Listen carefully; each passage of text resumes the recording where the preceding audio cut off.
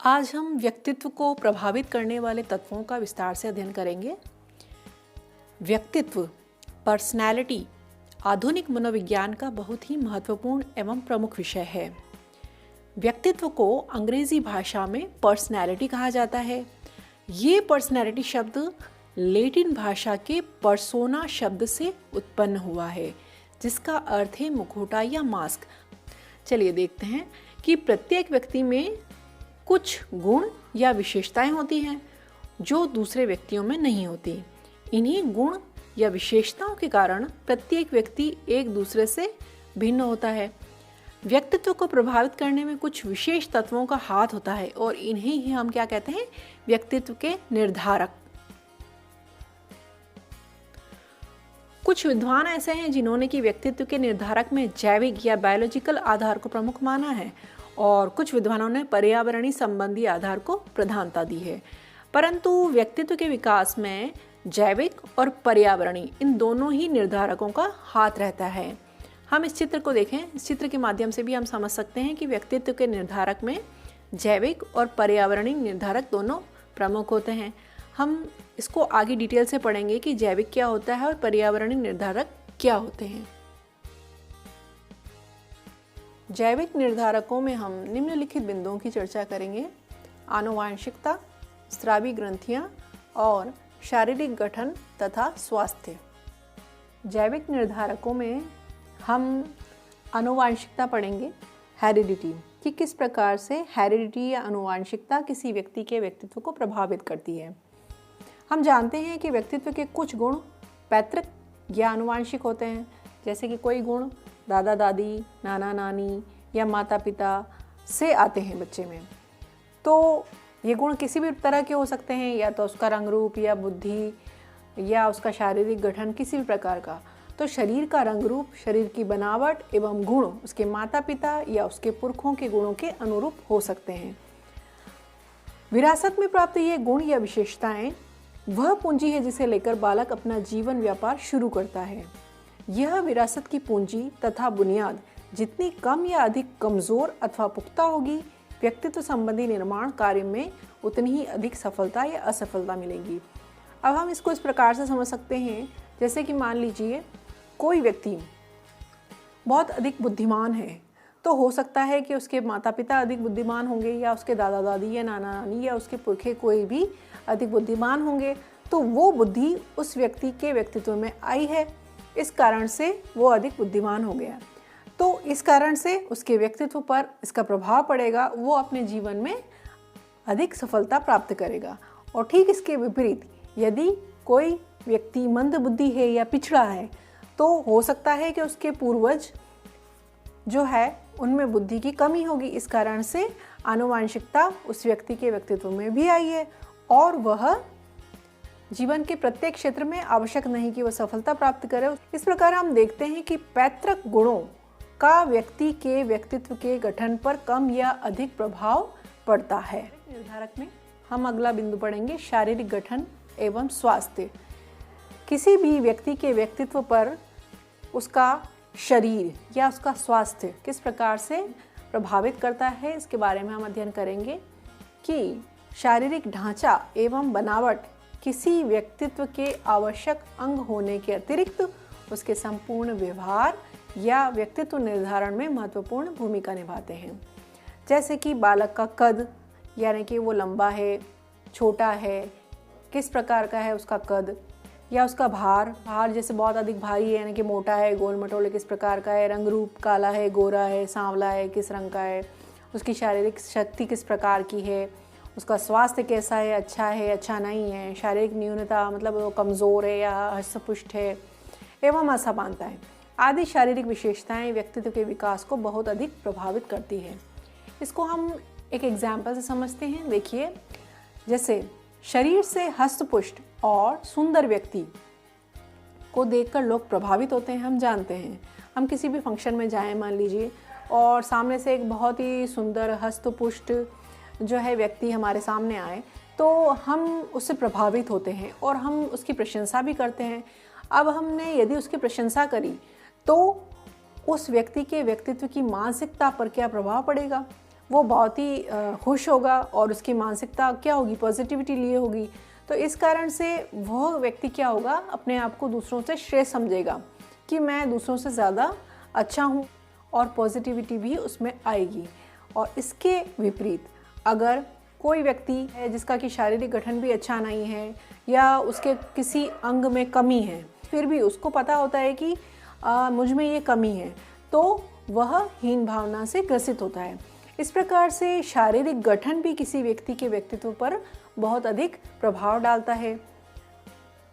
अब हम यहाँ पर समझते हैं स्वास्थ्य। किसी भी व्यक्ति का स्वास्थ्य किस प्रकार से किसी व्यक्तित्व को प्रभावित करता है। व्यक्ति के व्यक्तित्व पर स्वास्थ्य का भी प्रभाव पड़ता है। जो व्यक्ति स्वस्थ होता है वह अच्छा सामाजिक जीवन व्यतीत करता है, हम ये जानते ही हैं, तथा वह कार्य को समय पर पूरा करके अपने उद्देश्य को सफलतापूर्वक प्राप्त कर लेता है। अगर उसका स्वास्थ्य अच्छा होगा तो वो अपने उद्देश्य को या अपने कार्य को सफलतापूर्वक करेगा, और इस कारण से उसको क्या होगा, मानसिक शांति प्राप्त होगी और इससे उसमें सकारात्मकता आई। इसके विपरीत अगर कोई व्यक्ति अस्वस्थ होता है तो अस्वस्थता के कारण वह अपने कार्य को समय पर नहीं पूरा कर पाता है, और इस कारण से उसको उद्देश्य प्राप्त करने में भी समय लगता है या नहीं कर पाता है। तो इससे उसकी मानसिकता पर प्रभाव पड़ता है, नकारात्मकता आती है, और ये स्वास्थ्य जो है किसी भी व्यक्ति के व्यक्तित्व को प्रभावित करता है। तो इस प्रकार हम देखते हैं कि व्यक्तित्व पर शारीरिक गठन एवं स्वास्थ्य का भी काफ़ी प्रभाव पड़ता है। जैविक निर्धारक में हम अगला पढ़ेंगे अंतःस्रावी ग्रंथियाँ। आपने पिछली कक्षाओं में अंतःस्रावी ग्रंथियों के बारे में पढ़ा ही होगा। तो व्यक्तित्व के विकास में अंतःस्रावी ग्रंथियों का अत्यधिक प्रभाव पड़ता है। ये प्रत्येक मनुष्य के शरीर में पाई जाती हैं। इनसे स्रावित हार्मोन कहलाते हैं। विभिन्न ग्रंथियां एक या एक से अधिक हार्मोन स्रावित करती है। अब हम इसको डिटेल से पढ़ लेते हैं कि किस प्रकार से अंतःस्रावी ग्रंथियां जो हैं वो व्यक्तित्व पर प्रभाव डालती हैं। इसमें सबसे पहले हम देखेंगे पीयूष या पिट्यूटरी ग्लैंड। इस ग्रंथि का स्थान मस्तिष्क में होता है और इस ग्रंथि से स्रावित हार्मोन अन्य सभी ग्रंथियों को बहुत अधिक प्रभावित करते हैं। इसी कारण से इसको हम कहते हैं स्वामिनी ग्रंथि। इसका मतलब है कि सब पर शासन करने वाली ग्रंथि। इसमें से स्रावित हार्मोन की कमी से शरीर का विकास ठीक तरह से नहीं हो पाता, वह मनुष्य बौना रह जाता है तथा हार्मोन के स्राव की अधिकता से शरीर की अस्वाभाविक वृद्धि होती है। इसका तात्पर्य यह है यदि मनुष्य आवश्यकता से अधिक बौना रह जाए या अधिक लंबा हो जाए तो भी उसके मानसिक विकास पर नकारात्मक प्रभाव पड़ता है और ये इसके व्यक्तित्व पर प्रभाव डालती है। यदि पीयूष ग्रंथि से निकलने वाले हार्मोन संतुलित हों तो व्यक्ति की सामान्य वृद्धि होती है। इस कारण से उसके मानसिक विकास पर सकारात्मक प्रभाव पड़ता है। अगला हम पढ़ेंगे कंठ ग्रंथि, थायराइड ग्लैंड। इसका स्थान कंठ के पास होता है। इससे निकलने वाले हार्मोन को थायरॉक्सिन कहा जाता है। इसका प्रभाव पूरे शरीर की चयापचय क्रियाओं पर पड़ता है। अगर इसकी कमी हो तो बच्चों में बौनापन की स्थिति उत्पन्न हो जाती है। इसका अन्य प्रभाव होता है कि हृदय गति, श्वसन गति, रक्तचाप आदि। अब हम पढ़ते हैं उपकंठ ग्रंथि, पैराथायराइड ग्लैंड। ये ग्रंथि कंठ ग्रंथि के पीछे स्थित होती है। इसके द्वारा उत्पन्न हार्मोन कंठ ग्रंथि से उत्पन्न हार्मोन की सक्रियता को नियंत्रित करके संतुलन बनाए रखने में सहयोग देता है। यदि इसकी कमी हो जाए तो व्यक्ति में शिथिलता बढ़ जाती है। यह तंत्रिका तंत्र को प्रभावित करता है। अगली हम पढ़ेंगे अधिवृक्क ग्रंथि या एड्रिनल ग्लैंड। ये ग्रंथि नोकदार टोपियों जैसी लगने वाली होती हैं। ये संख्या में 2 होती हैं और दोनों गुर्दों में से प्रत्येक को ये ग्रंथियां अलग अलग गहरे रहती हैं। इन ग्रंथियों को हम प्राण रक्षा ग्रंथियां भी कहते हैं। इन ग्रंथियों में बनने वाला एड्रेनालिन हार्मोन हमारे शरीर की किसी भी संवेगात्मक अवस्था जैसे कि क्रोध या चिंता, भय, प्रेम आदि के लिए विशेष रूप से तैयार करने में सहायता प्रदान करता है। अब हम पढ़ेंगे यौन ग्रंथियां। इनको सेक्स ग्लैंड्स भी कहते हैं। पुरुषों की यौन ग्रंथियों में एंड्रोजन हार्मोन तथा स्त्रियों की यौन ग्रंथियों में एस्ट्रोजन हार्मोन उत्पन्न होता है। स्त्रियों और पुरुषों के स्वभाव में इन यौन ग्रंथियों के हार्मोन्स के प्रभाव से ही विभिन्नता पाई जाती है। हार्मोन्स ठीक तरह से संतुलित रूप में विद्यमान हो वही ठीक रहता है। अगर हार्मोन अधिक मात्रा में स्रावित हो जाए या सक्रिय अधिक हो या निष्क्रिय हो तो दोनों ही स्त्री और पुरुषों के लिए घातक होता है। इस प्रकार हम देखते हैं कि इन ग्रंथियों द्वारा उत्पन्न हार्मोन हमारे व्यक्तित्व की विशेषताओं एवं गुणों के लिए उत्तरदायी ठहराए जाते हैं। ये हार्मोन रक्त में घुले होने के कारण शरीर के कोने कोने में पहुंचने का अवसर प्राप्त करते हैं। इसलिए हम जो सोचते हैं, करते हैं, अनुभव करते हैं उसे प्रभावित करने का पूरा पूरा अवसर इन्हें प्राप्त होता है। गार्डनर और मर्फी की परिभाषा के अनुसार अंतिम रूप से यह माना जा सकता है कि हार्मोन्स अपने अपने विशेष यथोचित रासायनिक द्रव्यों से मस्तिष्क सहित सारे स्नायु संस्थान और शरीर के अन्य सभी अवयवों को स्नान करवाते हैं।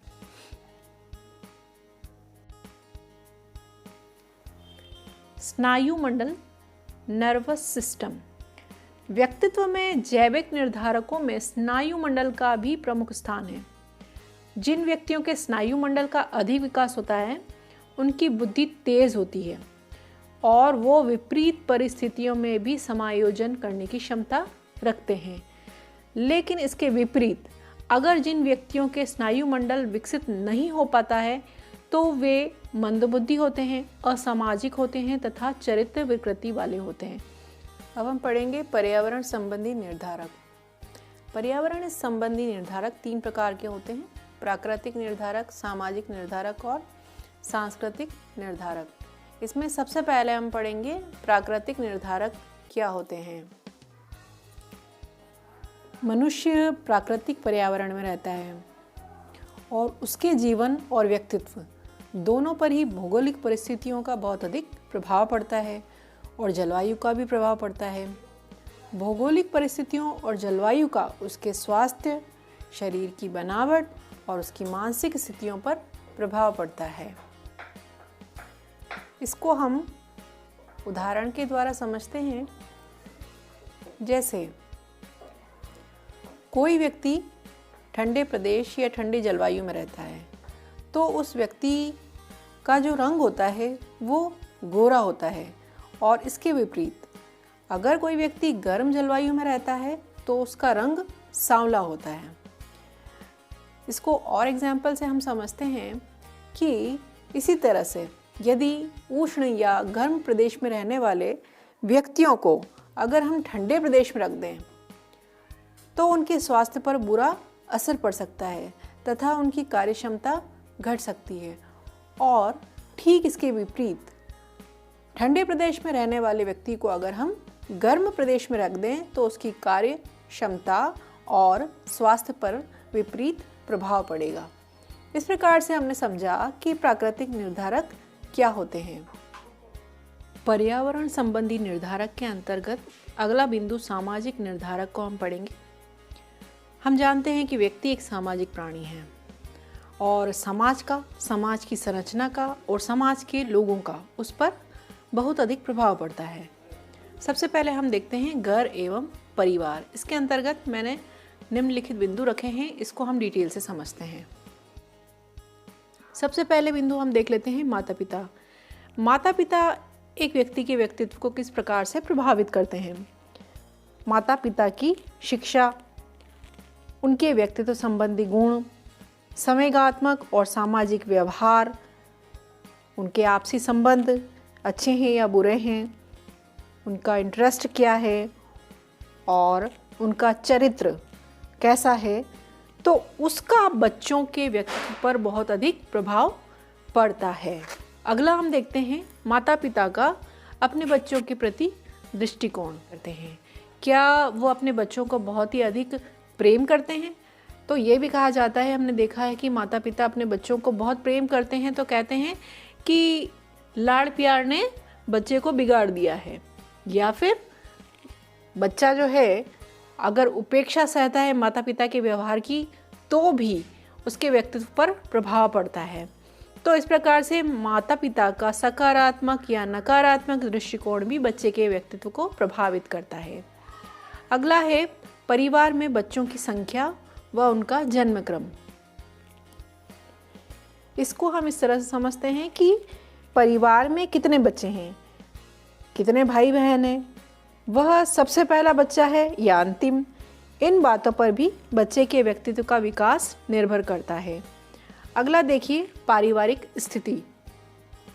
इसके अंतर्गत हम देखते हैं कि परिवार की सामाजिक व आर्थिक स्थिति कैसी है, यानी कि परिवार जो है समाज में किस प्रकार की पोजीशन रखता है, उसकी समाज के लोग उपेक्षा करते हैं या उसकी इज्जत करते हैं, उनकी आर्थिक स्थिति किस प्रकार की है, वो गरीब हैं, अमीर हैं या मध्यम वर्ग के हैं।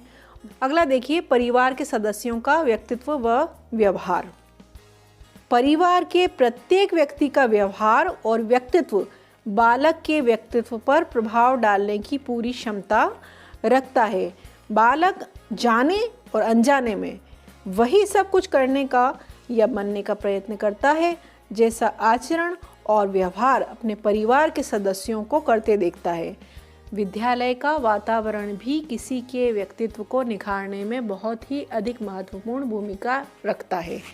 अगर किसी विद्यालय का वातावरण बहुत अच्छा होता है तो उसमें पढ़ने वाले विद्यार्थियों के व्यक्तित्व पर उसका बहुत अधिक प्रभाव पड़ता है और गहरी छाप पड़ती है। लेकिन इसके विपरीत अगर किसी विद्यालय का वातावरण अच्छा नहीं है तो भी उसमें पढ़ने वाले विद्यार्थियों के व्यक्तित्व पर इस विद्यालय की छाप पड़ती है और उसके व्यक्तित्व पर प्रभाव पड़ता है। अब हम देखते हैं सामाजिक परिवेश में विद्यमान अन्य कारक। इसमें हम निम्नलिखित बिंदुओं को देखेंगे: पास पड़ोस, धार्मिक संस्थाएं, अन्य सामाजिक संस्थाएं, संगठन एवं संसाधन। इस प्रकार से हमने समझा कि सामाजिक निर्धारक किसी भी व्यक्ति के व्यक्तित्व को किस प्रकार से प्रभावित करते हैं। अब हम पढ़ते हैं सांस्कृतिक निर्धारक। बालक का सांस्कृतिक परिवेश भी बालक के व्यक्तित्व संबंधी विकास पर विशेष प्रभाव डालता है। बालक जिस समाज में रहता है उसका सांस्कृतिक स्वरूप क्या है, इस बात का बालक के व्यवहार, आचार विचार तथा व्यक्तित्व पर गहरा प्रभाव पड़ता है। हम इसको एक उदाहरण के माध्यम से भी समझ सकते हैं। जैसे कि यूरोपीय देशों में जो वृद्ध और लाचार माँ बाप होते हैं उनको परिवार से अलग होकर एकाकी जीवन बिताने पर मजबूर किया जाता है। तो यह उनके सांस्कृतिक कारकों का ही प्रतिफल है। ठीक है। और दूसरी ओर भारतीय परिवेश में पले हुए व्यक्तित्व में अपने माता पिता या बुजुर्गों के प्रति हम लोग सम्मान करना उनको सिखाते हैं और वृद्ध माता पिता की सेवा करना आदि बातें उनको शुरू से ही सिखाई जाती है। तो यह भी उनके सांस्कृतिक परिवेश के प्रभाव स्वरूप ही होता है। इस तरह से हम ये भली बात ही कह सकते हैं कि व्यक्ति के व्यक्तित्व को निर्धारित करने में उसके सांस्कृतिक परिवेश एवं वातावरण का भी काफ़ी हाथ रहता है। मनोवैज्ञानिक रेक्स और नाइट की परिभाषा पर हम इस टॉपिक को ख़त्म करेंगे कि मनोविज्ञान का संबंध व्यक्तित्व के विकास को प्रभावित करने वाले कारकों से भी है। इनमें से कुछ कारक शारीरिक रचना संबंधी और जन्मजात एवं दूसरे पर्यावरण संबंधी हैं।